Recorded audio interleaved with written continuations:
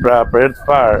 jepet kartografia e parkut arkeologjik të Lezhës, që nuk ekziston, cila pastaj vihet në shërbim qoftë të bashkisë, qoftë kërkim shkencor, qoftë të institucioneve të turizmit. Së dyti është të studiojë më në hollësi asetet arkeologjike që janë akrolisi, pra lisi i lartë në malin e shëlbumit dhe gjithë qyteti antik i Lezhës. Këtu mund të themi që kemi të reja në datimin, në përcaktimin, pra nuk për shumë për akrolisin që është konsideruar një fortifikim i kohës bronzit, nuk është i tillë, është i periudhës proto-urbane, shekullit 5-4 dhe përbën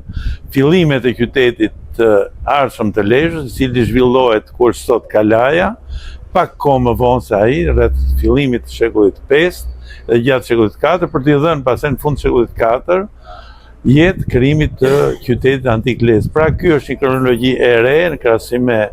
arritjet e mëparshme. Së dyti kemi për herë të parë një planimetri të plotë akrolisit edhe të qytetit të antik të Lezhës. Kemi një hartë të re të geofizikës së pjesëve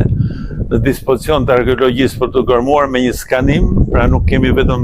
në 2D, siç ka qenë përpara, por në 3D, pra kemi në thellësi të ndryshme prezencën e strukturave që janë në sipërfaqen e tokës, akoma të pagërmuara, po që i ofrohen arkeologëve për t'i gërmuar në të ardhmen. Domethënë mendoj që rezultati më i mirë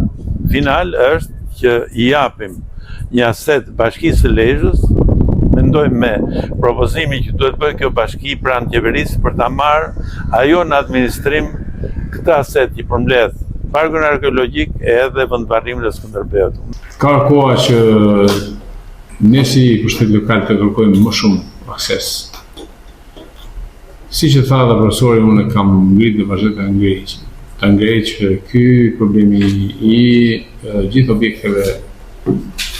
historike, kulturore, që kanë lidhje me trashëgiminë kulturore, duhet të jetë në administrimin e bashkisë. Duhet qenë se ne jemi çdo ditë tu dhe merremi me gjithçka, është shumë e rëndësishme që duke u marrë drejt për drejt ne ta përmirësojmë situatën